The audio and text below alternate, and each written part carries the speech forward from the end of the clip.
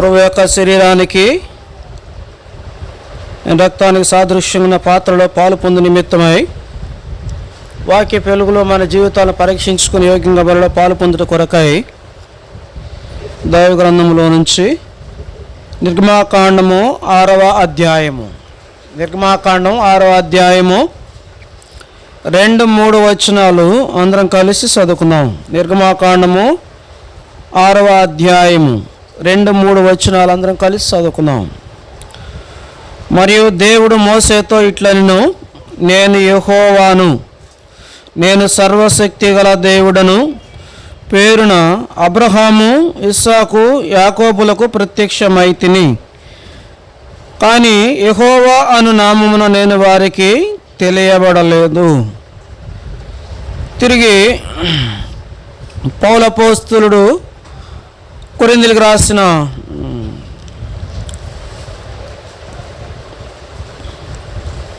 ఎఫెసీ పత్రిక 3వ అధ్యాయము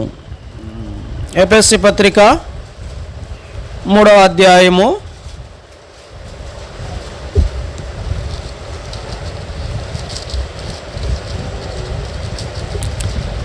20వ వచనం అందరం కలిసి చదువుకుందాం.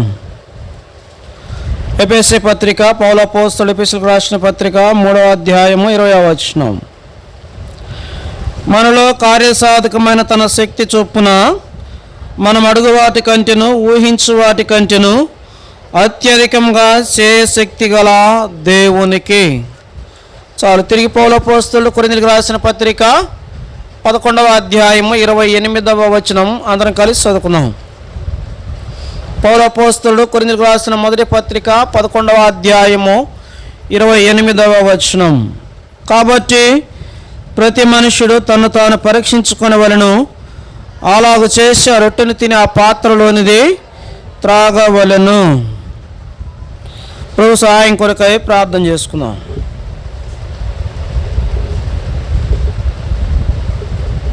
పరిశుద్ధమైన మా తండ్రి, జీవం కలిగిన మా దేవ, నమ్మకమైన యేసు క్రీస్తు వారి శ్రేష్టమైన ఘనమైన శక్తి కలిగిన నామములో ఈ మధ్యాహ్న కాల సమయంలో మీ పాస్ అనేది వచ్చి కొరకాయ మీరు ఇచ్చిన శ్రేష్టమైన సమయాన్ని బట్టి వందనాలు, స్తుతులు, స్తోత్రాలు చెల్లిస్తా ఉన్నాను. మహాగణుడు, మహోన్నతుడు, పరిశుద్ధుడు, నిత్య నివాసమైన దేవ, సర్వాధికారి, సర్వోన్నతుడా, సర్వశక్తిమంతుడా, సర్వ సృష్టికి ఆది సంభూతుడవై సర్వమానవుని పాప పరిహారార్థం కలువరు శిలువలో ప్రాణం పెట్టిన మీ ప్రేమకై వందనాలు, స్తుతులు, స్తోత్రాలు చెల్లిస్తా ఉన్నాను. దయగల మా తండ్రి, యెహోవా తమకు దేవుడు కాగల జనులు ధన్యులు, ఆయన తనకు స్వాస్థ్యంగా ఏర్పరచుకున్న జనులు ధన్యులను మీ మాటలను బట్టి మేము స్తుతిస్తా ఉన్నాను. ప్రస్తుత దినాల్లో భూమి మీద ఉన్నవాడవైన మిమ్మును దేవుడిగా కలిగి ఉండే భాగ్యాన్ని, దౌర్భాగ్యమైన మా జీవితాలు మీరు అనుగ్రహించినందులకై వందనములు. గడిచిన కాలం అంతా మీరు అకల్షాన్ని మమ్మల్ని భద్రపరిచి ప్రభువుని మిమ్మల్ని ఆరాధించట్లో మీరు చేస్తూ వచ్చిన మేలు ఉపకారములను బట్టి వందనములు, స్తోత్రములు. దయగల మా తండ్రి, ఆరాధించిన ప్రజలముగా మీ యొక్క శరీరమునకు రక్తమునకు సాదృశ్యమైన పాత్రలో పాలు పొందుట కొరకై చదువుబడిన లేఖన భాగంలో నుంచి మాతో మాట్లాడుతురండి. వాక్య వెలుగులో మా జీవితాలను సరిచేసుకుని ఏకంగా మరణ సమీపించినట్లు ప్రభువా మీరు మమ్మల్ని దర్శిస్తురండి. ప్రభు వారం అంతట్లో కూడా ఆయా పనులు, ఆయా పరిస్థితుల్లో ప్రియులైన వారు ఉండి ప్రభు దినములో ఆదరణ కొరకు నా తండ్రి మీ సన్నిధికి వచ్చి ఉంటుండగా ప్రభా కృపలో జ్ఞాపకం చేసుకున్నతో మాట్లాడుతున్నారు. ఎలాంటి అక్కర్ల అవసరతలు మీ సన్నిధికి వచ్చినారు, వారు అక్కర తీర్చబడినట్లు దేవా, వారు తృప్తిపరచబడినట్లు, వారు ఆదరించబడినట్లు, వారు నెమ్మది పొందినట్లు ప్రభు లేఖనాల్లో నుంచి మీరు మాతో మాట్లాడుతున్నామని మీ సన్నిధిలో ప్రార్థిస్తా ఉన్నాను. దౌర్భాగ్యుడును, బలహీనుడును, మిమ్మల్ని తండ్రిని పిలుచుటకైనను మందిరావరణలో ప్రవేశించుటకైనను ఎట్టి అర్హత లేని వాడును ప్రభు మీ రక్త ప్రోక్షణ కిందకు తెచ్చుకుంటున్నాను. నన్ను కడుగు శుద్ధీకరించి నూతనపరచండి. నా పెదాలను మీ కారుతో అంటమని ప్రార్థిస్తా ఉన్నాను. వాక్యం మీది, ప్రజలు మీ వారు, మీ ప్రజల యొక్క సమయం వ్యర్థపరచుకుని అవుడినట్లు దౌర్భాగ్యుడైన నన్ను మీ సిలుసాడును మరుగుపరిచి మీ నోటు పురుగా వాడుకుంటూ రమ్మని మీ సన్నిధిలో ప్రార్థిస్తా ఉన్నాను. ఏడు ఆత్మను చేత కలిగేడు దీపస్తంభముల మధ్య సంచరించేవాడా, ఆ ప్రకారం మా మధ్య సంచరించము, సన్నిధి కాంతిని మా మీద ప్రకాశింపజేయము. మా ఆత్మీయ మనోనేత్రములు తెరువబడిన వారమై సిలువ వేయబడిన యేసుని మేము చూడగలిగినట్లు దయగల మా తండ్రి మీ సన్నిధిని మాకు తోడుగా ఉంచమని ప్రార్థిస్తా ఉన్నాను. ప్రభువా కృపలో జ్ఞాపకం చేసుకునండి. దౌర్భాగ్య బలహీనుడు మేము తండ్రిని పిలుచుటకైన మందిరాలను ప్రవేశించేటి అర్హత లేను ప్రభావ. మీ రక్త ప్రోషణ తెచ్చుకుంటాను. నన్ను కడుగుము శుద్ధీకరించి నూతనపరచండి. నా పెదాలను మీ కారుతో అంతమని యెషయా గ్రంథం 57:16 నా పక్షం జ్ఞాపకం చేసుకుని సహాయపడుతూ రమ్మని దేహసదుబడిన లేఖనములను మా కొరకై విరిచి పంచిపెట్టమని యేసుక్రీస్తు వారి శ్రేష్టమైన నామంలో స్తుతించి ప్రార్థించి అడిగి వేడుకుంటున్నాము తండ్రి. ఆమేన్.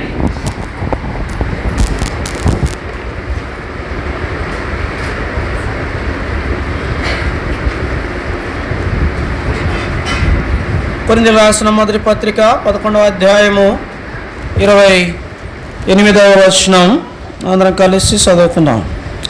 కాబట్టి ప్రతి మనుష్యుడు తను తాను పరీక్షించుకునేవలెను, అలాగ చేసి ఆ రొట్టెను తిన పాత్రలోనిది త్రాగవలెను. కాబట్టి ప్రభువు మనతో మాట్లాడుతూ వస్తున్నప్పుడు మనం ఏం చేయాలి? ప్రతి మనుష్యుడు తను తాను పరీక్షించుకోవాలి.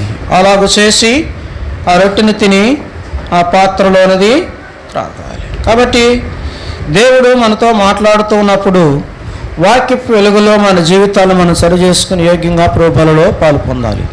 అయోగ్యంగా పాలు పొందితే శిక్షావిధి ఉన్నదని లేఖనాల్లో మనకి జ్ఞాపకం చేయబడుతూ ఉంది. అంత మాత్రమే కాదు. కాబట్టి పిల్లలు మనం చూస్తూ వస్తే ఎందుకు యోగ్యంగా పాలు పొందాలి? కారణం ఏంటి అంటే ప్రభు వచ్చినప్పుడు ఆయన సన్నిధిలో నిర్దోషులమై మనము కనబడినట్లు. కాబట్టి ప్రభు మన కొరకై కలువరి శిలువలో జరిగించిన బలియాగమును జ్ఞాపకం చేసుకుంటూ వాక్య వెలుగులో మన జీవితాలను సరిచేసుకొని యోగ్యంగా మనం ప్రభువులలో పాలు పొందేవారంగా ఉండాలని మనకి జ్ఞాపకం చేయబడుతూ ఉన్నది. కాబట్టి అట్లు ప్రభు మనతో మాట్లాడుతూ వచ్చిన కొలది వాక్య వెలుగులో మన జీవితాలను మనము పరీక్షించుకొని పరిశీలించుకొని యోగ్యంగా ప్రభు యొక్క బలలో మనము పాలు పొందేవారముగా ఉంటాము. అయితే మనం చూస్తూ వస్తే పౌలు అపోస్తలుడు అంటాడు ఇక్కడే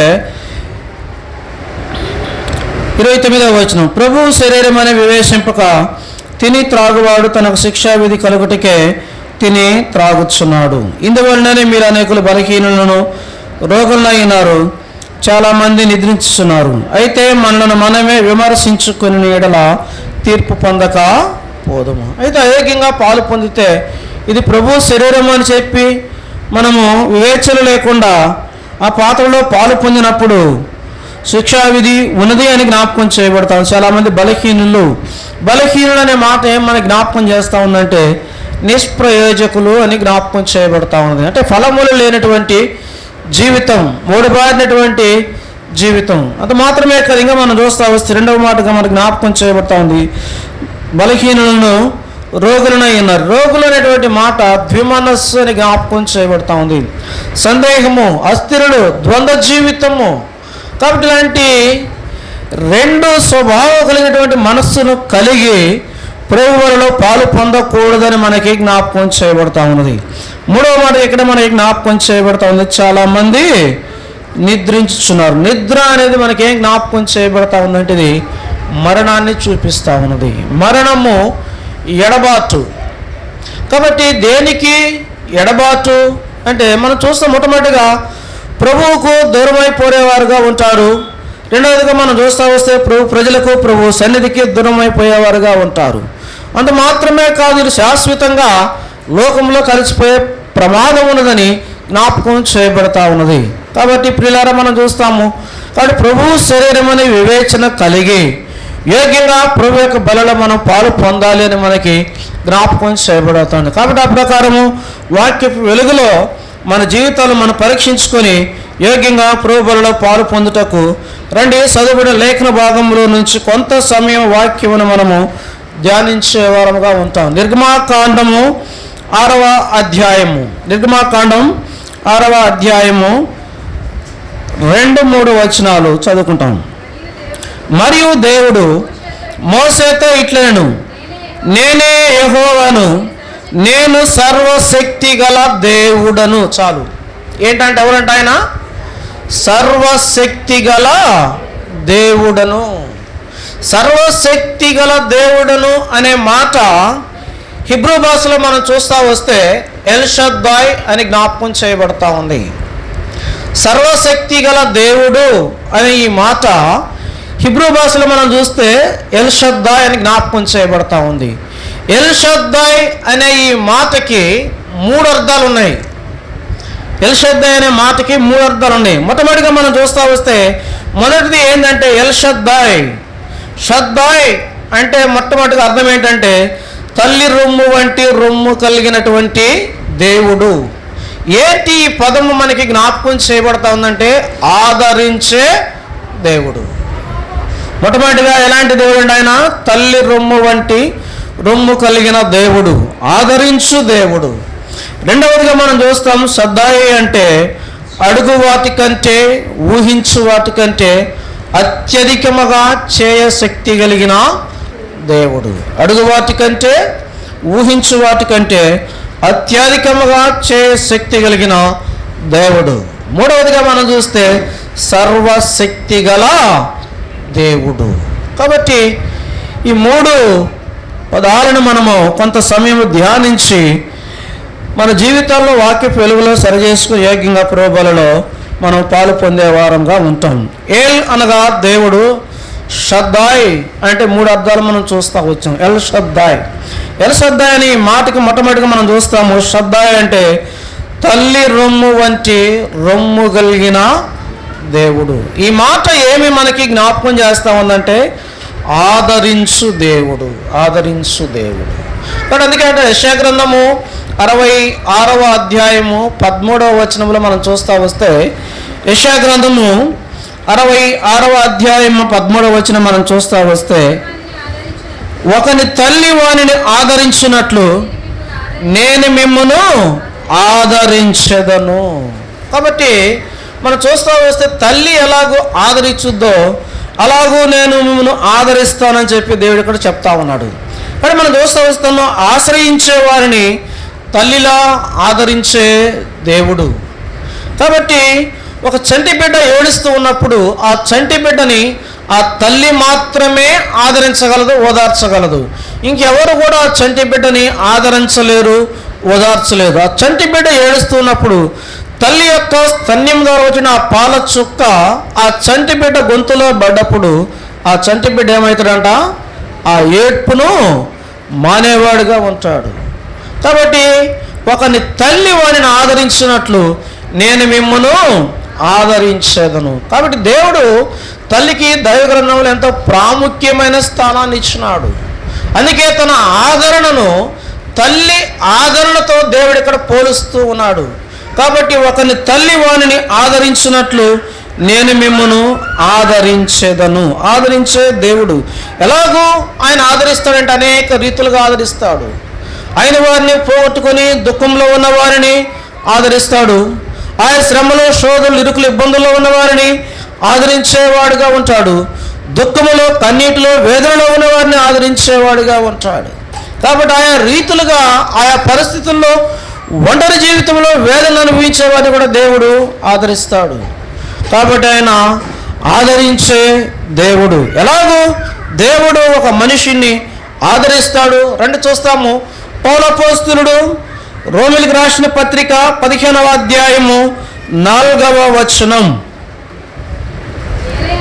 ఏలయనగా ఓర్పు వలనను లేఖనముల వలన ఆదరణ వలన. ఎలాగంట దేవుడు ఆదరిస్తాడంట? లేఖనముల వలన.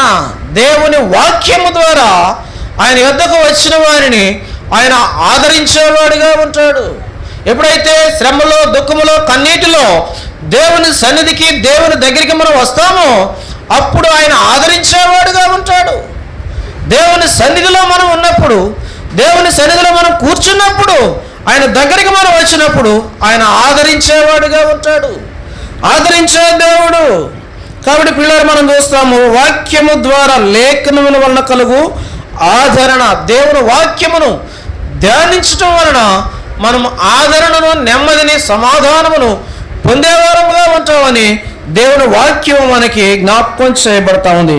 కాబట్టి పిల్లలు చూస్తాం. ఇంకా మనం చూస్తూ వచ్చినట్లయితే కీర్తనకారుడు అంటాడు చూడండి. కీర్తనల గ్రంథము 119వ అధ్యాయము 50వ వచనం.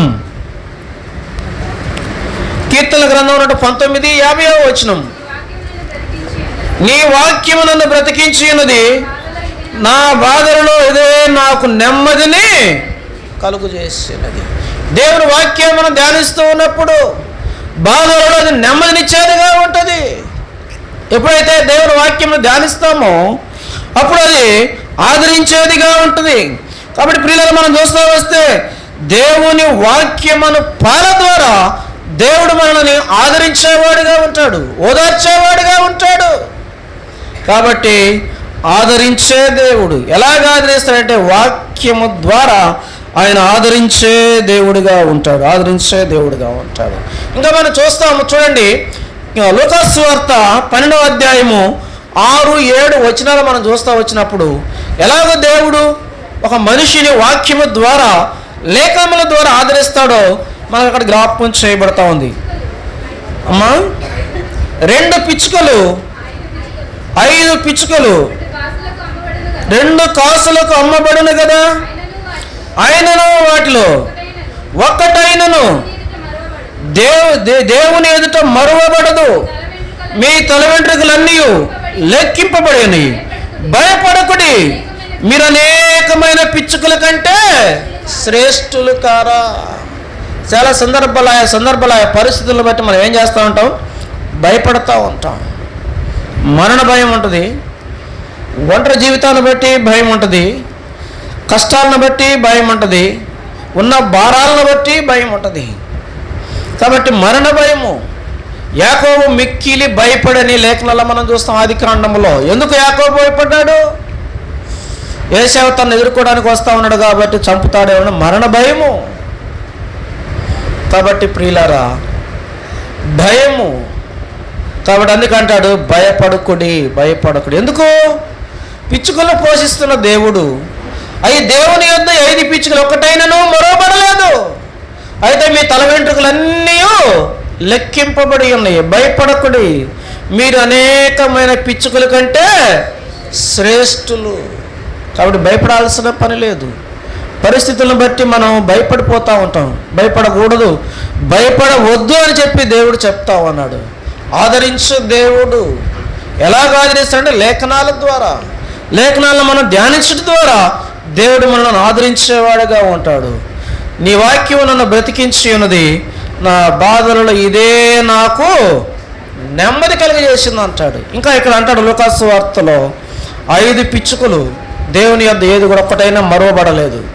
అయితే మీ తల వెంట్రుకలన్నీ లెక్కింపబడి ఉన్నవి. భయపడకుడి, మీరు వాటికంటే బహుశ్రేష్ఠులు. భయపడకూడదు, భయపడాల్సిన పని లేదు. పిచ్చుకల కంటే మనం శ్రేష్టమైన వారము. కారణం ఏంటంటే దేవుడు ఆయన తన ప్రాణం ఇచ్చి ఆయన మనలను కొన్నాడు. కాబట్టి భయపడకూడదు, భయపడకూడదని చెప్పి దేవుడు తన వాక్యము ద్వారా ఆయన ఆదరించేవాడుగా ఉంటా ఉన్నాడు. వాక్యం కొరకు ఎప్పుడైతే మనము తహతహలాడుతూ ఉంటామో అప్పుడు దేవుడు మనల్ని ఆదరించేవాడుగా ఉంటాడు. ఇంకా మనం చూస్తాము యెషయా గ్రంథం 49వ అధ్యాయము 14వ వచనం. యెషయా గ్రంథము 49వ అధ్యాయము. అయితే సీయోను యెహోవా నన్ను విడిచిపెట్టి ఉన్నాడు, ప్రభువు నన్ను మరిచి ఉన్నాడు అనుకొనుచున్నది. సీయోను అంటే సంఘం. ఇంకా మన పైన మనం చూస్తూ వచ్చిన 13వ వచనం మొదటి పదాన్ని మనం చూస్తూ వస్తే శ్రమ నొందిన తన జనులు. శ్రమల్లో ఉన్నప్పుడు సంఘం అనుకుంటా ఉందంట, యెహోవా నన్ను మర్చిపోయినాడు, విడిచిపెట్టినాడు. చాలా సందర్భాల్లో మనం అనుకుంటాం, మన బాధలను బట్టి, నెమ్మది లేని పరిస్థితులను బట్టి, కష్టాలను బట్టి ఏమనుకుంటామంట, దేవుడు నన్ను విడిచిపెట్టేసినాడు, మర్చిపోయినాడు అనుకుంటా. నేను కూడా నా శ్రమ దినాల్లో అలాగే అనుకున్నా, ఇంక అయిపోయింది నా పని, దేవుడు నన్ను విడిచిపెట్టేసినాడు అనుకున్నా. ఆయన విడిచిపెట్టే దేవుడు కాదు, మర్చిపోయే దేవుడు కాదు. కాబట్టి మనం చూస్తూ వస్తే 1 సంవత్సరం 10 రోజులు ఓడలో ఉన్నటువంటి నోవాహు కూడా అనుకున్నాడేమని, దేవుడు నన్ను మర్చిపోయాడు. ఓడలో పెట్టి తలిపేశాడు, బయట ఆయన ఉన్నాడు, లోపల నేను బయట ఏం జరుగుతుందో నాకు తెలియదు, ఈయన నన్నక మర్చిపోయాడు. సంవత్సర కాలం అయింది, నేను బ్రతికున్నానా చచ్చానని కూడా అనుకోవట్లేదు, మర్చిపోయాడని చెప్పి నోవాహు అనుకుంటా ఉన్నాడు. నోవాహు యెహోవా నన్ను మర్చిపోయాడని అనుకుంటున్న సందర్భంలో 8వ అధ్యాయం 1వ వచనంలో దేవుడు మాట్లాడుతూ వచ్చాడు. చూడండి, 8వ అధ్యాయం 1వ వచనం, ఆదికాండము అయితే దేవుడు నోవాహును అతనితో కూడా ఓడలోనున్న సమస్తమును జ్ఞాపకము చేసుకొనెను. ఆయన మర్చిపోయే దేవుడు కాదు. దేవుడు చేసిన మేలును మనం మర్చిపోతాం, మనం దేవుడిని విడిచిపెట్టిపోతాం. అయితే దేవుడు ఆయన మర్చిపోయే దేవుడు కాదు, విడిచిపెట్టే దేవుడు కాదు. ఇజ్రాయేల్ అంటాడు, మా దేవుడు మమ్మల్ని మర్చిపోలేదు. ఆయన మర్చిపోయే దేవుడు కాదు, విడిచిపెట్టే దేవుడు కాదు. శ్రమల్లో, దుఃఖాల్లో, కన్నీటిలో నిన్ను విడిచిపెట్టే దేవుడు కాదు. ఒంటరితనంలో విడిచిపెట్టే దేవుడు కాదు. ఆయన ఆదరించు దేవుడు, ఓదార్చు దేవుడు, సంరక్షించే దేవుడు. కాబట్టి పిల్లలు మనం చూస్తూ వస్తే ఆయన ఆదరించే దేవుడు. ఇంకా అక్కడ మనం చూస్తూ వస్తే చూడండి, యెషయా గ్రంథం 49వ అధ్యాయము 15-16 వచనాలు. ఆయన మర్చిపోయే దేవుడు కాదు, విడిచిపెట్టే దేవుడు కాదు. స్త్రీ తన గర్భమును పుట్టిన బిడ్డను కరుణింపకుండా తన చంటి పిల్లను మరచున వారైనా మరచుదురు కానీ నేను నిన్ను మరువను. ఆయన మరువని దేవుడు. స్త్రీ అయినా ప్రసవ వేదన పడిన తర్వాత చంటి బిడ్డను మరచి ఏమైంది? నిద్రపోయిద్ది. ఆ వేదన అంతా మర్చిపోద్ది, నిద్రపోద్ది, ప్రశాంతంగా నిద్రపోద్ది. బిడ్డ పుట్టాడన్న సంగతి కూడా జ్ఞాపకం ఉండదు, మర్చిపోద్ది. స్త్రీ తన సంటి బిడ్డను మరసనేమో కానీ నేను మిమ్మును మరువను, వారైనా మరతును కానీ నేను నిన్ను మరువును. ఆయన మరువుడు, మర్చిపోయే దేవుడు కాదు. మనం మర్చిపోతాం, మనం పారిపోతాం, మనం విడిచిపెట్టిపోతాం. ఆయన మర్చిపోడు, విడిచిపెట్టాడు. మరచిపోని దేవుడు, ఆదరించే దేవుడు. శ్రద్ధాయ్ ఆయన ఆదరించే దేవుడు, తల్లిలాగా ఆదరించే దేవుడు. నేను నిన్ను మరువను, చూడుము నా అరచేతుల మీదనే నిన్ను చెక్కి ఉన్నాను, నీ ప్రాకారములు నిత్యము నా ఎదుట ఉన్నవి. కాబట్టి ఆయన మర్చిపోయే దేవుడు కాదు. నోవాహు కూడా అనుకున్నాడు దేవుడు మర్చిపోయాడు అనుకుని నోవాహు ప్రయత్నాలు మొదలుపెట్టాడు. దేవుడు తలుపు వేసినాడు ఓడలో పెట్టి. దేవుడు తెలియదా నోవాహుని ఎప్పుడు బయటికి తీసుకురావాలో? జలప్రలయము, భూలోకం అంతా జలమయమైపోయింది. ఎలాంటి పరిస్థితుల్లో ఎప్పుడు నోవాహును బయటికి తీసుకురావాలో దేవుడికి తెలుసు. అయితే నోవాహు అనుకుంటున్నాడు, ఆయన మర్చిపోయాడు, ఆయనకి జ్ఞాపకశక్తి తక్కువ, మర్చిపోయాడు, నా సంగతి ఏంటి అనుకొని నేనే నా ప్రయత్నాలు నేను మొదలుపెట్టి ఓడలో నుంచి బయటకు వస్తాను అనుకుంటున్నాను. అందుకే ఏం చేశాడు, ఓడ కిటికీ తలుపు తీసి ఏం వదిలాడు పావురాన్ని వదిలాడు బయటికి. మనం కూడా అంతే. దేవుడు ఆయన సొంత సమయం వరకు కూడా వేచి ఉంటాడు. మనం ఏం చేస్తాం?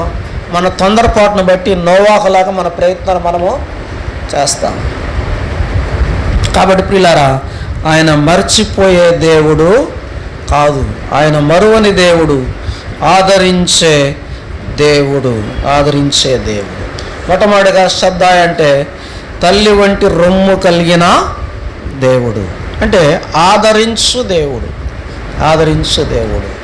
కాబట్టి ఆయన ఎలాగ ఆదరిస్తాడంటే దేవుని వాక్యము ద్వారా ఆయన ఆదరిస్తాడు. ఎప్పుడైతే దేవుని వాక్యం దగ్గరికి మనం వస్తామో, ఎప్పుడైతే దేవుని సన్నిధిలో మనం కూర్చుంటామో, అప్పుడు దేవుడు తన వాక్యము ద్వారా ఆయన మనలను ఆదరించేవాడుగా ఉంటాడు. రెండవది చూస్తాం రండి, ఎఫెసీ పత్రిక 3వ అధ్యాయము 20వ వచనం. పౌలు అపోస్తలుడు మనలో తన కార్య సాధకమగు తన శక్తి చొప్పున మనం అడుగు వాటన్నిటికంటేను ఊహించు వాటన్నిటికంటేను అత్యధికముగా చేయ శక్తి కలిగిన దేవుడు. రెండవదిగా శ్రద్ధ అంటే అత్యధికముగా చేయు దేవుడు. అడుగు వాటికంటే, ఊహించు వాటికంటే కూడా అత్యధికముగా చేయ శక్తి కలిగిన దేవుడు. రెండవది చూస్తామండి, ఆదికాండం 28వ అధ్యాయము 20వ వచనం 22వ వచనం వరకు. ఆదికాండం 28వ అధ్యాయము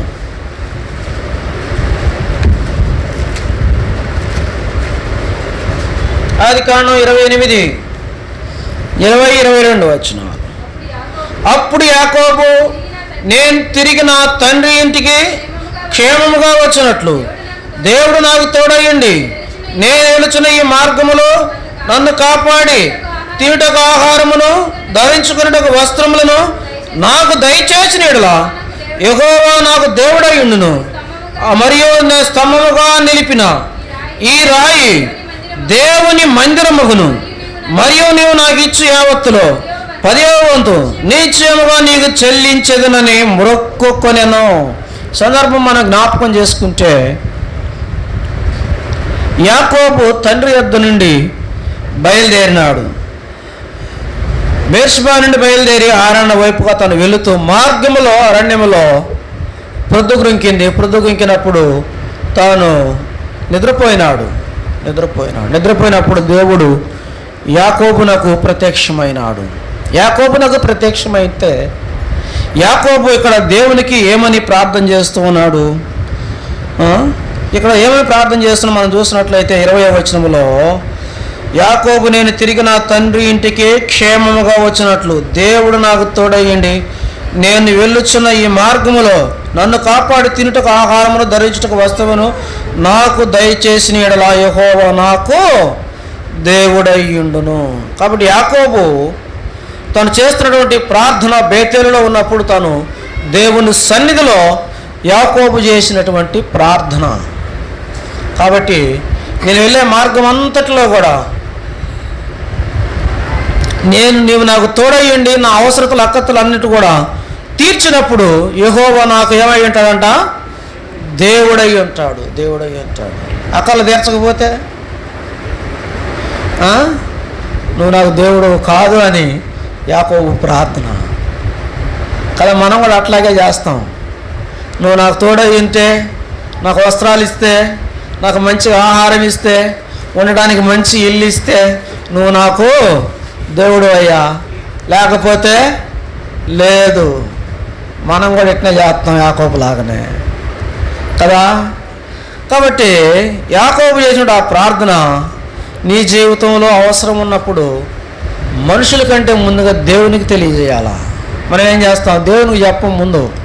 వాళ్ళు ఇలా చెబుతాం, నాకు ఇక అక్కర్లు ఉన్నాయి, ఈ అవసరతలు ఉన్నాయి, ఈ ఇబ్బందులు ఉన్నాయి, నా కోసం ఏం చేయండి, ప్రార్థన చేయండి, వాళ్ళకు చెబుతాం. తీర్చే దేవుడికి చెప్పాం, తీర్చిన మనుషులకు చెప్తాం. కాబట్టి యాకోబు తెలివిగానే ఏం చేసినాడు? ఒంటరిగా అరణ్యంలో ఉన్నప్పుడు దేవునికి ప్రార్థన చేస్తూ వచ్చినాడు. కాబట్టి మన జీవితంలో అడుగు వాటికంటే, ఊహించు వాటికంటే అత్యధికంగా మనం పొందాలి అంటే మనం ఏం చేయాలంట? ప్రార్థనా జీవితం కలిగి ఉండాలా.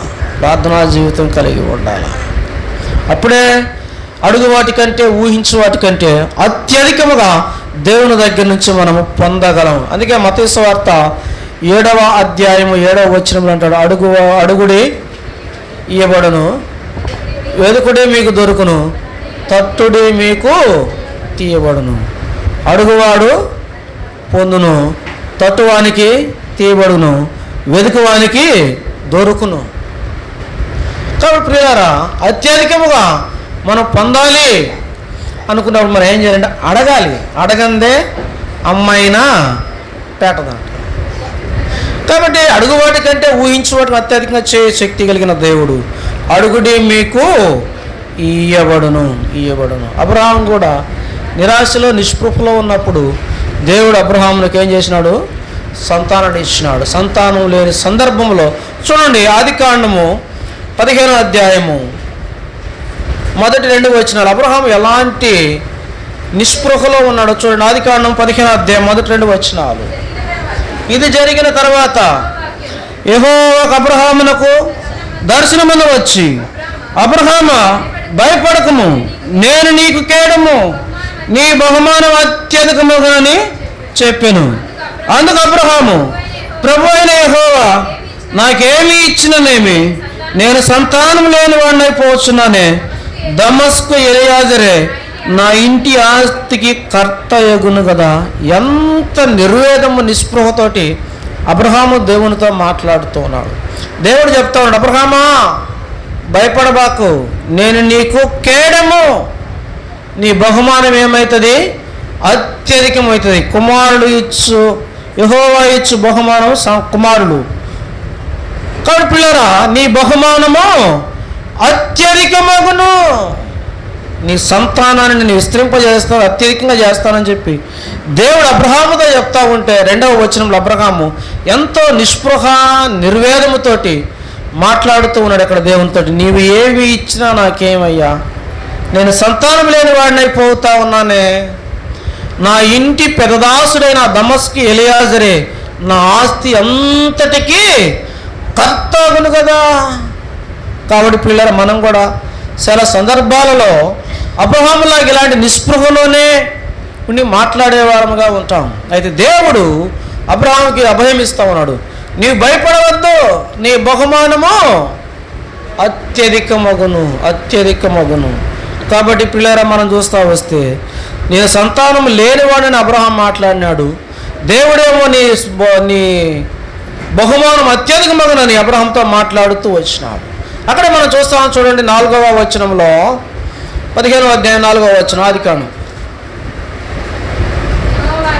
యెహోవాకు అతని యొద్దకు వచ్చి, ఇతడు నీకు వారసుడు కాడు, నీ గర్భవాసన పుట్టబోవాడు, నీకు వారసుడుగా చెప్పిను. మరియు ఆయన వెలుపలకు అతను తీసుకొని వచ్చి, నీవు ఆకాశం వైపు తేరి చూచి నక్షత్రం లెక్కించుటకు నీ చేతనైతే లెక్కించుమని నీ సంతానం ఆగునని చెప్పాను. కాబట్టి పిల్లరా దేవుడు అబ్రహాంతో చెప్తూ వచ్చినాడు, వెలుపలకు తీసుకొని వచ్చినాడు అబ్రహాముని దేవుడు. నీ ఆకాశం వైపు చూపించి నీ చేతనైతే నక్షత్రమును లెక్కించు, నీ సంతానం అలాగవుతుందని చెప్పి దేవుడు అబ్రహాంతో చెప్పినాడు. సంతానం లేని సమయంలో దేవుడు అబ్రహాంతో చెప్తూ వచ్చి నీ సంతానము అలాగూ అగ్నని చెప్పి దేవుడు అబ్రహాంతో చెప్తూ వచ్చినాడు. చూడండి 22వ వచనం, 22వ అధ్యాయం 17వ వచనంలోకి వస్తే దేవుడు చెప్పింది ఎలాగో నెరవేరుస్తూ వచ్చినాడో చూస్తే 22:17 నేను నిన్ను ఆశీర్వదించి ఆకాశ నక్షత్రములను సముద్ర తీరమందలి ఇసుకలను నీ సంతానమును నిశ్చయముగా విస్తరింపజేసేదును. కాబట్టి దేవుడు అబ్రహాంతో చెప్తా ఉన్నాడు, నేను నిన్ను ఆశీర్వదిస్తాను అబ్రహాము, నువ్వు నిరుత్సాహపడమాక, నిస్సందేహపడమాక. కాబట్టి నిన్ను ఆశీర్వదిస్తాను, నీ సంతానం ఇలాగ చేస్తారంట, సముద్రం అందలి ఇసుక రేణువుల వలెను ఆకాశ నక్షత్రం వలె నీ సంతానాన్ని నేను విస్తరింపజేస్తానని చెప్పి దేవుడు అబ్రహాంతో చెప్తా ఉన్నాడు. కాబట్టి అడుగు వాటి కంటే ఊహించు వాటి కంటే అత్యధికంగా శక్తి కలిగిన దేవుడు అబ్రహాము సంతానం లేనివాడిని ఒక సంతానం ఇవ్వనట్టుగా అబ్రహాము దేవుడితో అడుగుతూ వచ్చినాడు. అయితే దేవుడు ఏం చెప్పినాడు, ఆకాశ నక్షత్రం వలె సముద్రం మొదలు ఇసుక రేణువుల వలె నీ సంతానాన్ని లెక్కింపలేనంతగా విస్తరింపజేస్తానని చెప్పి దేవుడు వాగ్దానం చేసినట్లుగా మనం చూస్తాం. కాబట్టి అడిగితే దేవుడు చేసేది అత్యధికంగా ఉంటుంది. కాబట్టి ఆయన చేసేది అలాగే ఉంటుంది. కాబట్టి పిల్లరా అడగాలి. అందుకే చూస్తాం 17వ అధ్యాయం చూడండి, ఆదికాండము 18వ వచనం. ఆదికాండం 17 ఇస్మాయేలు నీ సన్నిధిని బ్రతుకున్నట్లు అనుగ్రహం. 17వ అధ్యాయము 18వ వచనం.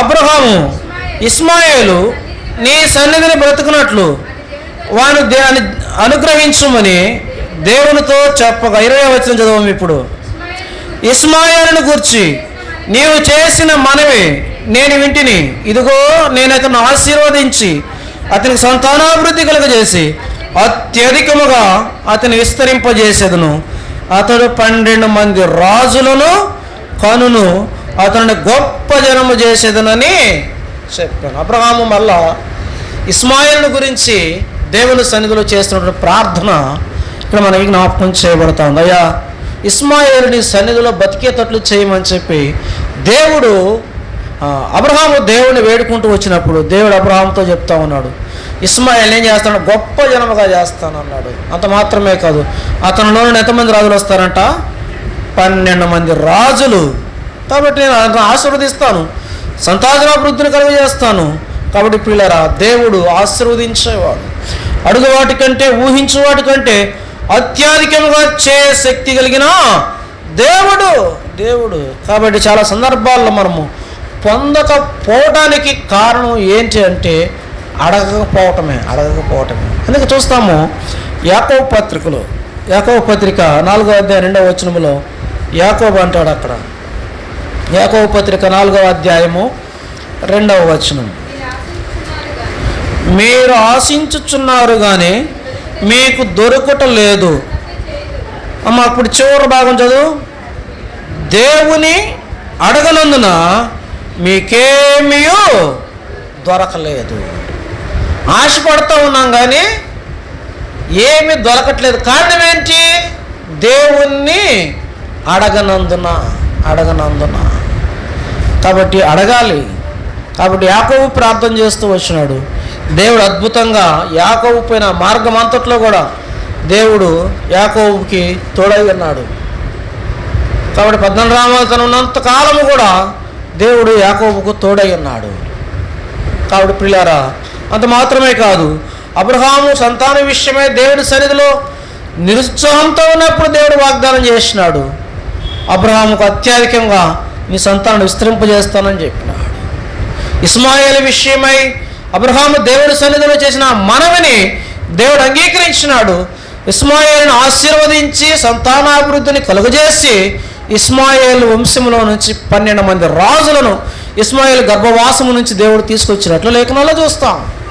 కాబట్టి అడుగు వాటి కంటే, ఊహించు వాటి కంటే అత్యధికముగా శక్తి కలిగిన దేవుడు. షద్దాయ్, ఏల్ అంటే దేవుడు, సద్దాయ్ అంటే అడుగు వాటి కంటే, ఊహించు వాటి కంటే అత్యధికముగా శక్తి కలిగిన దేవుడు. ఇది 2వది.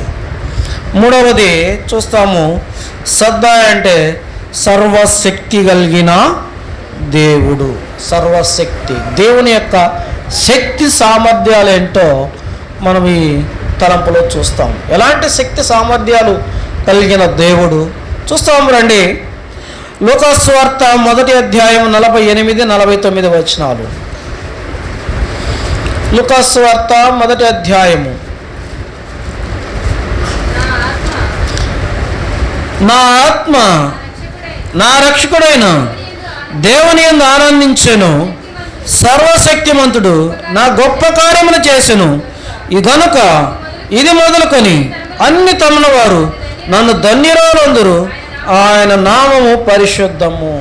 ఎవరు ఈ మాట పలుకుతూ ఉన్నారు అంటే మరియా ఈ మాట పలుకుతూ ఉంది. అన్ని తరముల వారు నన్ను ఏమంటారంట? ధన్యురాలు అందరూ. అసలు ఏం జరిగింది? ఎందుకు మరియా ఈ మాట ఎలిజబెత్ దగ్గరికి వచ్చిన సందర్భంలో ఈ మాట మాట్లాడుతూ ఉంది? ఎందుకు అన్ని తరముల వారు నన్ను ధన్యురాలు అంటారు? ఏం జరిగింది అసలు అక్కడ? మనం చూస్తూ వస్తే వివాహం కాకుండానే మరియా గర్భం దాల్చింది. కాబట్టి కన్యక అయినటువంటి మరియా గర్భం దాల్చడం అనేది విడ్డూరంగా ఉంది. వివాహం కాకముందే కన్యక అంటే పురుషుని కూడనది. కాబట్టి పురుషుని ఎరిగినటువంటి కన్యక గర్భం దాల్చడం అనేది సామాన్యమైనటువంటి సంగతి కాదు. ఇది సర్వశక్తుడు ఏం చేసినాడంట? చదువు మా భాగము. సర్వశక్తుడు నాకు గొప్ప కార్యములు చేసెను. అయితే సహజంగా అయితే చూస్తే నింద, అవమానాలు ఇవన్నీ ఉంటాయి. అయితే మరియా ఏమంటుంది? సర్వశక్తుడు నాకు గొప్ప కార్యములు చేశాను. కాబట్టి వివాహం కాకుండా గర్భం దాల్చడం అనేది పురుషుని కూడకుండా అసాధ్యము. అయితే సర్వశక్తిమంతుడికి సమస్తమును సాధ్యమే. కాబట్టి దేవుని యొక్క శక్తి కన్యకైనటువంటి మరియను గర్భం దాల్చేట్లుగా చేస్తూ వచ్చింది. కాబట్టి పిల్ల మనం చూస్తే దేవుని యొక్క శక్తి సామర్థ్యాలు అక్కడ జ్ఞాపకం చేయబడతా ఉంది. రెండవదిగా మనం చూస్తూ వస్తే అక్కడ ఆదికాండము 17వ అధ్యాయం 17వ వచనం. ఆదికాండం 17:17. అప్పుడు అబ్రహాము సాగిలపడి నవ్వి 100 వానికి సంతానము కలుగున 100 వానికి సంతానం కలుగు 90 ఏళ్ల శారా కనునా అని మనస్సులో అనుకునేను. కాబట్టి 100 ఏండ్ల అబ్రహాముకి 90 ఏండ్ల శారాకి సంతానం కలగటం అనేది అసాధ్యము. అయితే పిల్లలు మనం చూస్తూ వస్తే దేవునికి అది సాధ్యమే. దేవునికి సమస్తమును సాధ్యమే. ఎరికో కోటలను కూల్చగలిగిన దేవుడు, ఎర్ర సముద్రమును 2 పాయలుగా చీల్చినటువంటి దేవుడు. కాబట్టి పిల్లరా ఆయనకు సమస్తమును సాధ్యమే. కాబట్టి రక్తస్రావ రోగం కలిగిన స్త్రీ యొక్క రక్తధారణ కట్టించినటువంటి దేవుడు. కాబట్టి 12 సంవత్సరాల నుంచి ఎంతో తిప్పలు పడింది, ఎంతో వేదన పడింది, ఎంతోమంది వైద్యుల దగ్గరికి వెళ్ళింది, తనకు కలిగినదంతా కూడా వేయి చేసుకుంటూ వచ్చింది. అయినా కానీ తన యొక్క జబ్బు నయం కాలేదు. యేసు ప్రభు దగ్గరికి వచ్చి ఆయన వస్త్రపు చెంగు ముట్టగానే ఆమె యొక్క రక్తధార, అది ఆయన యొక్క శక్తి, సర్వశక్తి కలిగిన దేవుడు. కాబట్టి పిల్లరా మనం చూస్తూ వస్తే సర్వశక్తి కలిగినటువంటి దేవుడు. కాబట్టి చనిపోయిన లాజర్ను బ్రతికించిన దేవుడు. ఆయన యొక్క శక్తి సామర్థ్యము, జీవము లేని దానికి జీవం పోయటం. చనిపోయిన లాజర్ను బ్రతికించినాడు. లాజరు బయటికి రమ్మని చెప్పగానే ఆ యొక్క సమాధిలో నుంచి లాజరు ఏం చేసినాడంట? పేట వస్త్రములతో కట్టబడిన వాడే బయటికి వచ్చినాడు.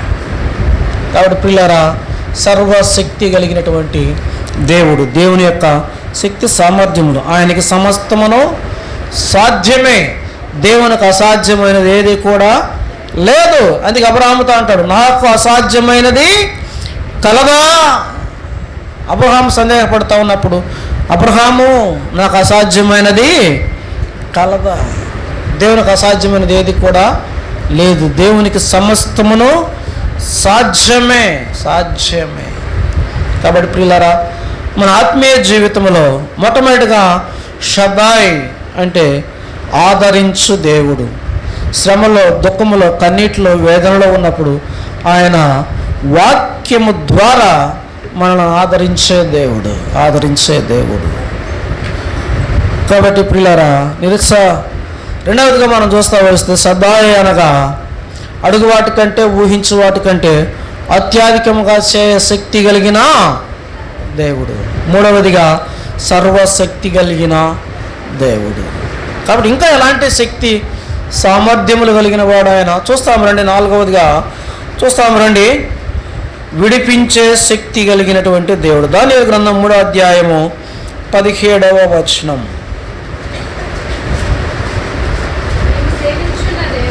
మేము సేవించుచున్న దేవుడు మండుచున్న వేడిమి గల ఈ అగ్నిగుండములో నుండి మమ్మను తప్పించి రక్షించుటకు సమర్థుడు.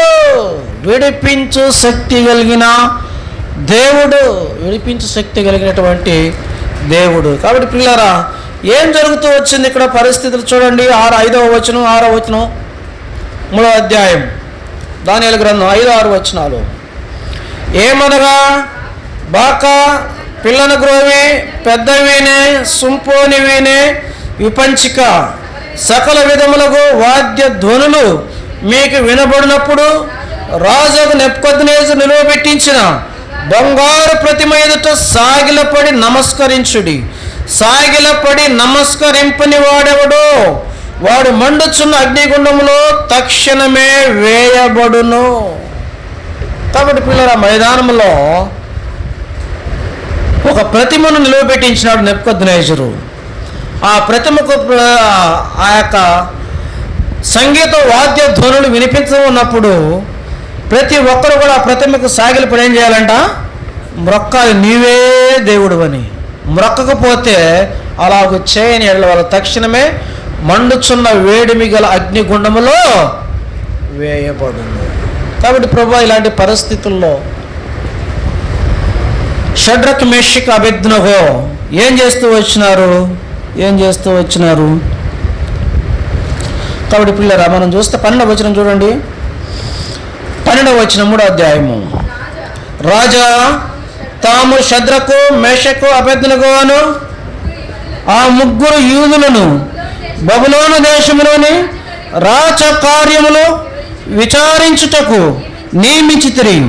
ఆ మనుషులు తమ ఆజ్ఞలను లక్ష్య పెట్టలేదు, తమ దేవతలను పూజించుటలేదు, తమను నిలవబెట్టించిన బంగారు ప్రతిమకు నమస్కరించుటే లేదు అనిరి.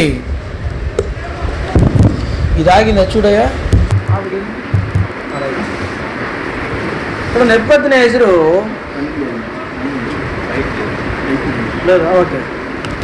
నెబుకద్నెజరు ఏం చేసినాడంటే ప్రతిమను పెట్టి నిలువబెట్టించి దానికి మ్రొక్కాలను, ఎవరైతే మ్రొక్కరో వారు ఏం చేస్తారంటే తక్షణ అగ్నిగుండాలు వేయబడి కాల్చివేయబడతారని ఆజ్ఞ రాబడింది. అయితే ఈ 12 మంది బబులోను నుంచి తీసుకురాబడినటువంటి యెరూషలేము నుంచి తీసుకురాబడినటువంటి బబులోనికి తీసుకురాబడిన ఈ యవనస్తులు వీళ్ళు ఏం చేసినారంటే వీళ్ళు ముగ్గురు కూడా ప్రతిమకు మొక్కలేదు, నమస్కారం చేయలేదు. మొట్టమొదటిగా ఏది వచ్చినా కానీ పడేది ఎవరి మీద అంటే దేవుని బిడ్డల మీదనే, దేవుని బిడ్డల మీదనే. అయితే దేవుడు తన బిడ్డలకి ఆయన ఏం చేస్తారంటే కాపుదలను ఇచ్చి తప్పించేవాడుగా ఉంటాడు. అవన్నీ కూడా ఒక ప్రాముఖ్యమైన సంగతి మీకు చెప్తాను. ఈ సంవత్సరం కనుక బీజేపీకి కేంద్రంలో 300 పైన కనుక సీట్లు వచ్చినట్లయితే మనం ఆదివారం ఆరాధనకు కూడుకునే పరిస్థితి ఉండేది కాదు. మోదీ అలాగ నిర్ణయం చేసినాడు. ఆదివారము సెలవు కాకుండా శుక్రవారము సెలవు దినంగా ప్రకటించాలని నిర్ణయం చేసినాడు. ఎందుకు అలాగ చేసినాడంటే ఈ క్రైస్తవులందరూ ఆదివారం మందిరాలకు పోయి ప్రార్థనలు చేస్తూ ఉన్నారు కాబట్టి వీళ్ళు మందిరానికి పోనీయకుండా చేయాలని చెప్పి మోదీ వేసిన ప్లాన్ అది. అయితే దేవుడు ఏం చేసినాడు, వాళ్ళకి సంపూర్ణమైన మెజారిటీ లేకుండా చేసినాడు. ఇప్పుడు సంకీర్ణ ప్రభుత్వం ఉంది కేంద్రంలో కాబట్టి వాళ్ళు ఇది ఆదివారం సెలవు లేకుండా చేయటానికి వారికి వల్ల కాదు. అలాగనే ఇక్కడ ఈ షడ్రకు మేషకు అబేద్నెగోల్ని ఎలాగైనా పట్టుకోవాలని చెప్పి ఆ బబులోనులో ఉన్నటువంటి ఆ సైనికులు రాజు చేత ఆ యొక్క ప్రతిమను మొక్కట్లేదని చెప్పి ఆ మ్రొక్కని వారికి అగ్నిగుండంలో వేయబడినట్లుగా శాసనం ఒకటి చేయించి తీసుకొచ్చినారు. వీళ్ళు ముగ్గురు మొక్కట్లేదు కాబట్టి వీళ్ళని తీసుకెళ్ళి అగ్నిగుండంలో పడవేయమని చెప్పి ఆజ్ఞ. అయితే మనం చూస్తూ వస్తే అక్కడ షడ్రకు మేషకు అబేద్నెగో ఏమంటా ఉన్నారు ఆ 3వ అధ్యాయం 17వ వచనంలో. 16వ వచనం కూడా చదవమ్మా. షడ్రకును మేషకును అబేద్నెగోను రాజుతో ఇలాగ చెప్పిరి, నెబుకద్నెజరు ఇందును గూర్చి నీకు ప్రత్యుత్తరం ఇవ్వవలెనన్న చింత మాకు లేదు. మేము సేవించుచున్న దేవుడు మండుచున్న వేడిమి గల ఈ అగ్నిగుండములో నుండి మమ్మను తప్పించి రక్షించుటకు సమర్థుడు. దేవుని బిడ్డలకు వచ్చే ప్రతి విధమైన కీడు, అపాయం, నష్టం నుంచి తప్పించుటకు దేవుడు సమర్థుడు.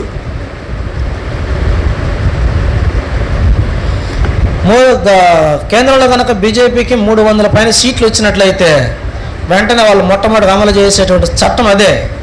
మొదటి పార్లమెంటు సమావేశాల్లో దాన్ని చట్టం చేసి రాజ్యసభలో ఆమోదింపజేసి ఒక రాష్ట్రపతి ద్వారా ఆమోద ముద్ర వేయించి చట్టం చేశారంటే ఆదివారం సెలవు ఉండదు, శుక్రవారం సెలవు దినం వచ్చింది. ఆదివారం ఉద్యోగస్తులు ఎవ్వరు కూడా క్రైస్తవులు మందిరాలకు వచ్చే పరిస్థితి ఉండదు. అంత కఠినంగా నిర్ణయం చేయాలని చెప్పి వాళ్ళు ప్రయత్నాలు చేశారు. అయితే దేవుడు ఏం చేసినాడంట, వాళ్ళ ప్రయత్నాల్ని చెడగొట్టేసినాడు, తప్పించి వేసినాడు. కాబట్టి ప్రియులారా, కీడు, అపాయ, నష్టం తన ప్రజలకు రాకుండా, తన బిడ్డలకు రాకుండా దేవుడు విడిపించి తప్పించుటకు శక్తి కలిగిన వాడు.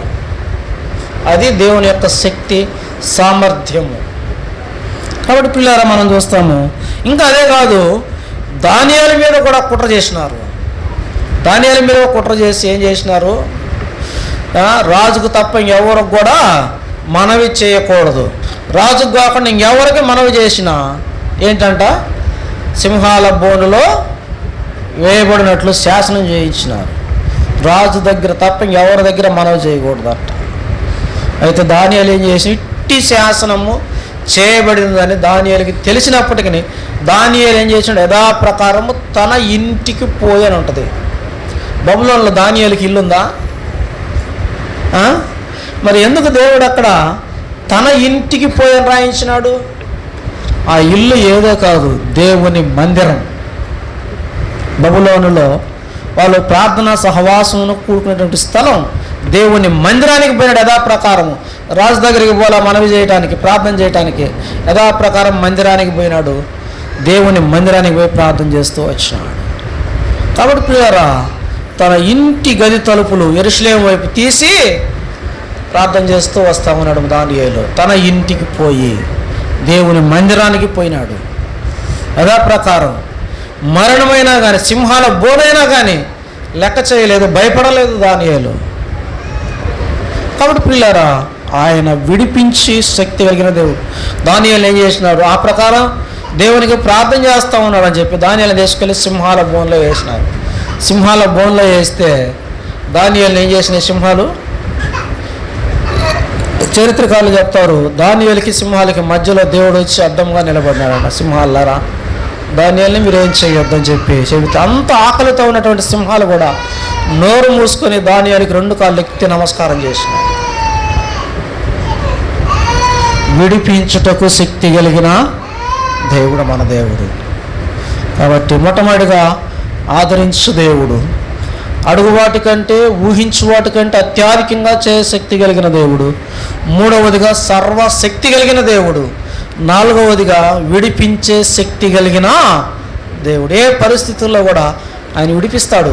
భయపడాల్సిన పని లేదు, కృంగిపోవాల్సిన పని లేదు, నిరుత్సాహపడాల్సిన పని లేదు, కన్నీరు కార్చాల్సిన పని లేదు. దేవుడు తప్పకుండా విడిపించే శక్తి కలిగిన దేవుడు. చివరగా చూసి మనం బలను సమీపించే వారంగా ఉంటాం. చూడండి, రోమపత్రిక 4వ అధ్యాయం 21వ వచనం. పౌలు అపోస్తలుడు రోమిలికి రాసిన పత్రిక 4వ అధ్యాయము 21వ వచనం. దేవుని మహిమపరచుడి, ఆయన వాగ్దానము చేసిన దానిని నెరవేర్చుటకు సమర్థుడని రూఢిగా విశ్వసించి విశ్వాసం వలన వరం పొందెను. ఆయన వాగ్దానం చేసిన దానిని నెరవేర్చుటకు సమర్థుడు, శక్తి కలిగిన వాడు. వాగ్దానము నెరవేర్చుటకు శక్తి కలిగిన వాడు. మీ ఎంతమంది వాగ్దానాలు నెరవేరినాయి? 31వ తారీఖు తీసుకుంటారు కదా, ఇప్పుడు నెరవేరినాయా? ఆయన ఇచ్చిన వాగ్దానం నెరవేర్చుటకు శక్తి కలిగిన దేవుడు, సమర్థుడు, వాగ్దానాలు నెరవేర్చే దేవుడు. అందుకే చూడండి, ఆఖరు మనం చేస్తూ వచ్చింది ఆదికాండము 16వ అధ్యాయం 10వ వచనం. ఆదికాండం 16:10. మరియు యెహోవా దూత నీ సంతానమును నిశ్చయముగా విస్తరింపజేసేదను, అవి లెక్కింప వీలులేనంతగా విస్తారముగా దానితో చెప్పెను. ఎవరితోటి? ఆగర్తోటి. కాబట్టి పిల్లలు మనం చూస్తే ఆగర్తో దేవుడు చెప్తాను, వాగ్దానం చేసి నీ సంతానాన్ని విస్తరింపజేస్తాను, లెక్కింపలేనంత విస్తారముగా విస్తరింపజేస్తానని చెప్పి దేవుడు ఆగరుకు వాగ్దానం చేస్తూ వచ్చినాడు. చూడండి ఎలాగ దేవుడు వాగ్దానాన్ని నెరవేర్చినాడు చూస్తాము. రండి, ఆదికాండం 21వ అధ్యాయం 18వ వచనం. నీవు లేచి ఆ చిన్నవాణ్ణి లేవనెత్తి వాని చేయి పట్టుకొనుము, వాని గొప్ప జనముగా చేసేదని ఆమెతో అనెను. 20వ వచనం. దేవుడు ఆ చిన్నవానికి తోడయ్యుండెను, అతని పెద్దవాడై అరణ్య ముందు కాపురం ఉండి విలుకాడాయను. కాబట్టి ఇప్పుడు మనం చూస్తూ వస్తే దేవుడు ఆగరకు వాగ్దానం చేసినాడు, నీ కడుపున పుట్టిపోవాడికి నేనేం చేస్తాను, ఆశీర్వదిస్తాను, వాడికి తోడై ఉంటానని, విస్తారమైన జనముగా చేస్తానని చెప్పి ఆగరకు వాగ్దానం చేసినాడు. ఆ వాగ్దానాన్ని దేవుడు నెరవేర్చినట్లు 21వ అధ్యాయం 18వ వచనంలో మనం చూస్తాం. కాబట్టి పిల్లరా, వాగ్దానం చేసిన దేవుడు నెరవేర్చేవాడు. వాగ్దానములనిచ్చి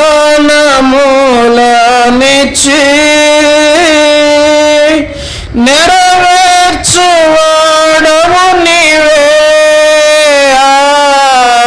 వాగ్దానము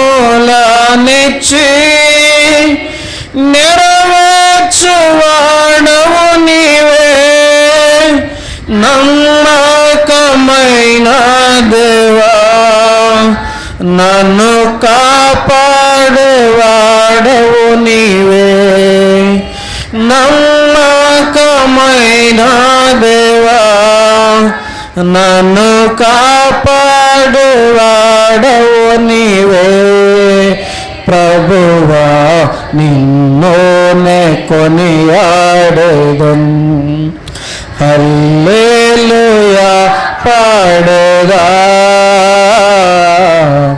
ప్రభు నిన్ను కొనియాడెదన్, హల్లెలూయా పాడేదా. ప్రభు నిన్ను కొనియాడెదన్. ఇస్మాయేలును గొప్ప జనముగా చేసినాడు. 12 మంది రాజులు ఇస్మాయిల్ గర్భవాసము నుంచి వచ్చినట్లు లేఖనాల్లో మనం చూస్తాం. ఇప్పుడున్నటువంటి ముస్లిం కంట్రీస్ మొత్తం ఇస్మాయిల్ సంతానమే. కాబట్టి ప్రియులారా, దేవుడు ఆయన ఇచ్చిన వాగ్దానాన్ని మర్చిపోయేవాడు కాదు. మనం తీసుకుంటాం కానీ ఆడబెట్టి మర్చిపోతాం. ఎప్పుడో గుర్తొచ్చినప్పుడు చూస్తాం. అప్పుడు అది నెరవేర్చమో జరుగుద్ది, లేకపోతే నెరవేరకుండా అయినా ఉంటుంది. కాబట్టి వాగ్దానం తీసుకున్నప్పుడు వాగ్దానాన్ని ఎత్తిపట్టి ప్రతి నిత్యము దేవుని సన్నిధిలో ప్రార్థన చేస్తూ రావాలి. ప్రభా, ఈ వాగ్దానం ఇచ్చావు, దీన్ని నెరవేర్చు, ఎలాగో దీన్ని నెరవేరుస్తావు అని చెప్పి దేవుని సన్నిధిలో ప్రార్థన చేస్తూ వచ్చినప్పుడు ఆయన సన్నిధిలో కనిపెడితే తప్పకుండా దేవుడు ఆ వాగ్దానాన్ని ఆయన నెరవేర్చేవాడుగా ఉంటాడు. వాగ్దానం ఇచ్చి ఆయన నెరవేర్చే దేవుడు. అబ్రహాముకు కూడా దేవుడు వాగ్దానం చేసినాడు. ఆదికాండం 12వ అధ్యాయము 2వ వచనం. ఆదికాండం 12:2. నిన్ను గొప్ప జనముగా చేసి నిన్ను ఆశీర్వదించి నీ నామమును గొప్ప చేసేదను, నీవు ఆశీర్వాదముగా నుండు. దేవుడు అబ్రహాముతో వాగ్దానం చేసినాడు. ఏమని? నిన్ను గొప్ప జనముగా చేస్తాను, నిన్ను ఆశీర్వదిస్తాను అని. కాబట్టి వాగ్దానం చేసిన దేవుడు ఆయన మర్చిపోయే దేవుడు కాదు. చూస్తాము 22వ అధ్యాయం ఆదికాండం 18వ వచనము నెరవేర్చినట్లే. ఆదికాండం 22:18. మరియు నీవు నా మాట వినినందున లోకములోని జనములన్నీ నీ సంతానం వలన ఆశీర్వదించబడునని నా తోడని ప్రమాణం చేసి ఉన్నానని యెహోవా సెలవిచ్చు. నీవు నా మాట వినినందున భూలోకములోని జనములని నీ సంతానము వలన ఆశీర్వదించబడను. ఎవరో సంతానము? ఎవరో సంతానము? గలతీ పత్రిక 3వ అధ్యాయం 18వ వచనం. పౌలు అపోస్తలుడు గలతీయులకు రాసిన పత్రిక 3వ అధ్యాయం. ధర్మశాస్త్రం మూలముగా కలిగిన ఎడల వాగ్దాన మూలముగా కలిగినది కాదు. అయితే దేవుడు అబ్రహామునకు వాగ్దానం వలననే దాన్ని అనుగ్రహించెను. అలాగైతే అమ్మా ఆ సంతానము క్రీస్తే. 16వ వచనం.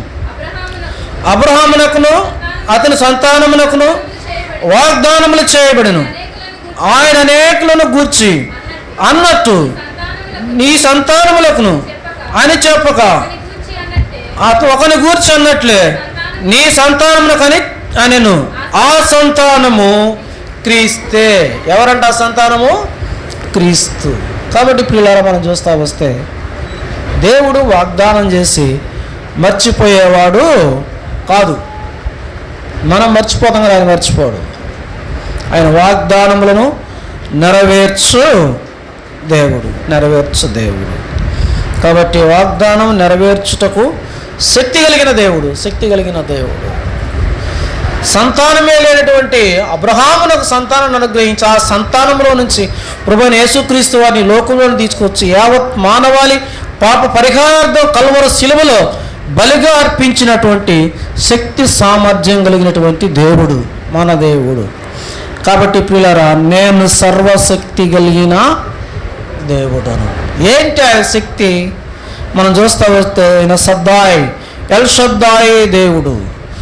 ఎల్ షద్దాయి ప్రభువా సర్వశక్తి మంతుడా, సంపూర్ణ తృప్తినిచ్చు ప్రభువు నీవే. ఎల్ షద్దాయి ప్రభువా సర్వశక్తి మంతుడా, సంపూర్ణ తృప్తినిచ్చు ప్రభువు నీవే, సమృద్ధిని రక్షణను ఇచ్చువాడవు, సమృద్ధిని రక్షణను ఇచ్చువాడవు. ఓ అబ్రహాం, ఇస్సాకు, ఇశ్రాయేలు దేవా, నిత్య నివాసి నీవు. ఓ అబ్రహాం, ఇస్సాకు, ఇశ్రాయేలు దేవా. ఆయన సద్దాయి దేవుడు, ఎల్షద్దాయి దేవుడు. సద్దాయిని మొట్టమొదటిగా ఆయన ఆదరించు దేవుడు. రెండవదిగా అడుగు వాటి కంటే, ఊహించు వాటి కంటే అత్యధికముగా చేయ శక్తి కలిగిన దేవుడు. 3 సర్వశక్తి కలిగిన దేవుడు. 4వదిగా విడిపించు శక్తి కలిగిన దేవుడు. 5వది వాగ్దానములను నెరవేర్చు శక్తి కలిగిన దేవుడు. కాబట్టి ఇట్టి దేవుని సేవించుతున్న మనము వాక్యపు వెలుగులో మన జీవితాన్ని పరీక్షించుకుని ఎక్కడ ఆయన సందేహించుతామో, ఎక్కడ నిరుత్సాహపడుతామో, ఎక్కడ వాక్యమునకు విరుద్ధముగా జీవించుతామో మన జీవితాన్ని వాక్య వెలుగులో సరి చేసుకుని యోగ్యంగా ప్రభువుల పాలు పొందుటకు ప్రభువు మనలను సిద్ధపరచునుగాక.